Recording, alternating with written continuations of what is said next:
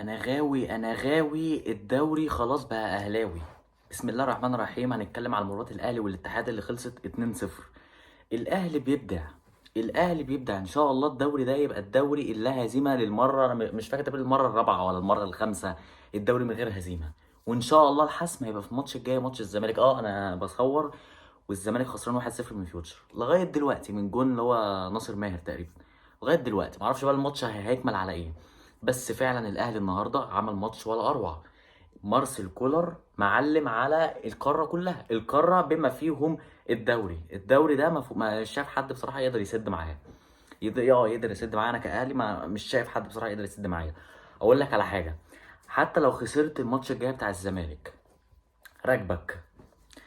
حتى لو خسرت كل الماتشات الجايه، انا برضو هكسب الدوري.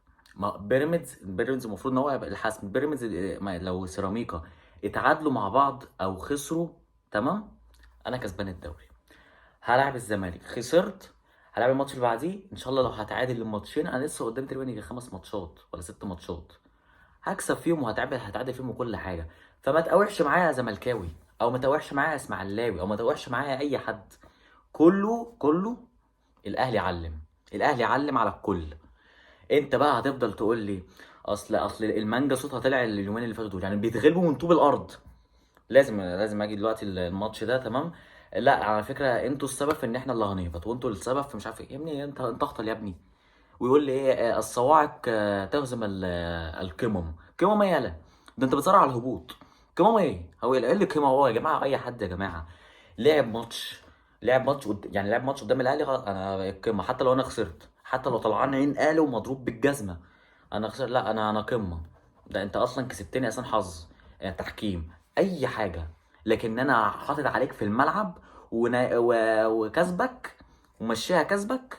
لا ازاي؟ مش مقنعه.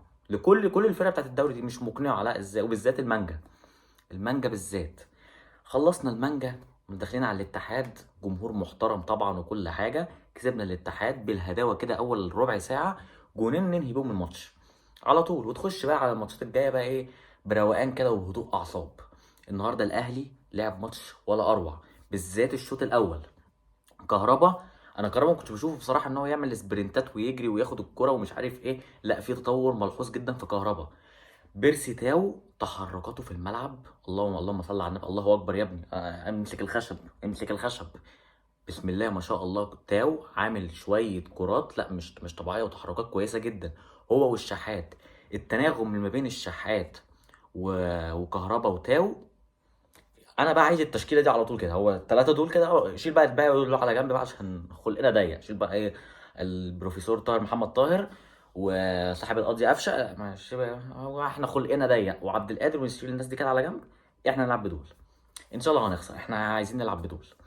عندك بقى نص الملعب، تمام، بعد ما خلاص حمدي فتحي مشي، عندك مروان عطيه. مروان عطيه اللهم صل على النبي، الله اكبر. يعني بسم الله ما شاء الله، اللعيبه كويسه جدا جدا جدا. بالذات مروان عطيه ياخد الكوره، شاف معلم في نص الملعب، معلم. هو وجنبه ديانج. لا النهارده فعلا لعيبه الاهلي النهارده، مش لعيبه الاهلي النهارده بس، الماتشات اللي فاتت كلها لا واقفه على رجلها وشد حيلها كويس جدا. الفكره بس في محمد عبد المنعم.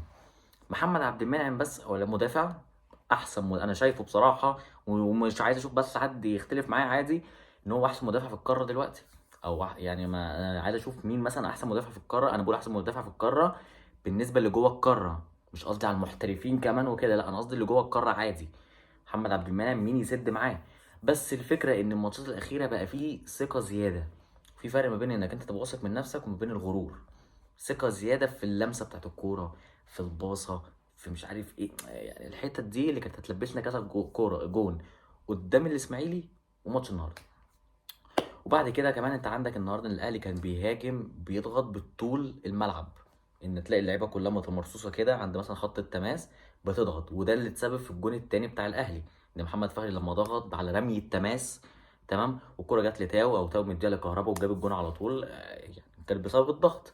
الجون التاني، الجون قصدي الاول بتاع ضربه الجزاء، الكره تتلعب بسرعه، حسين الشحات مهاره فرديه يرقص كل حاجه، يخش ياخد ضربه جزاء، معلول يخش يسجلها. فلعيبه الاهلي النهارده هي جابت جون من المره الفرديه وتسببت فيها ضربه جزاء، والكره التانيه بسبب الضغط.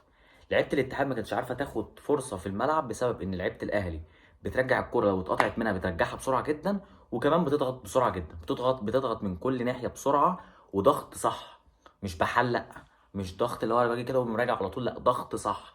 عارف الكوره مثلا، هو خلاص هو عارف دماغه الكوره هتيجي هنا او هو يروح هنا، التمركز الصح. مارسيل كولر النهارده لعب الماتش على اعلى مستوى. خلاص خلص الشوط الاول 2-0، الشوط الثاني هنزل بهداوه. الشوط الثاني بقيت بلعب بهاجم من فترات لفترات، بلعب على الهادي جدا عشان عايز برضه اريح لعيبتي. احنا لسه خلاصين الماتش من اول امبارح، خلصنا الماتش ده، عندنا لسه ماتش جاي مهم، عايزين نخلص الماتش على هداوه كده من غير اصابات ومن غير انذارات، عشان كان في لعيبه كتيره عليها انذارات. كل اللعيبه النهارده بصراحه شايفها كويسه جدا جدا، معلش بس اللي هي الحته بتاعت عبد المنعم دي، ان هو ايه، الثقه تبقى تهدى شويه، يعني خليك واثق من نفسك بس تهدى شويه، مش لازم ترقيص وانت اصلا في مكان خطر، فمش لازم ترقيص، مش لازم ما تقدم بالكوره كتير، مش لازم كل الحاجات دي. ده كل اللي اتكلمناه على على الماتش. تمام، الماتش الجاي هو ماتش القمه. تمام، هتكسبني، هتجيلي الكوره كده هتقول لي السيد زيزو، هتقول لي شيكابالا، هتقول لي كذا، ان شاء الله بعون الله هكسبك، وحسم الدوري هيبقى على قفاك، وهتبقى حفله، هتبقى حفله يا زملكاوي، هتبقى حفله يا خالد يا غندور. بس خالد الغندور ايه؟ اصل لعيبه الاهلي انتوا عايزين تاخدوا الدوري خدوه، بس مش لازم تظلموا الفرق التانيه. يعني انا اخد الدوري بالفوز بتاع الاسماعيلي بس؟ يعني كل الماتشات اللي فاتت دي والكلين شيت وكل الحاجات اللي فاتت دي واقوى هجوم وكل الحاجات ده، مش جاي مع اهلك بسكه وان انا هكسب الدوري بماتش الاسماعيلي؟ السلام عليكم.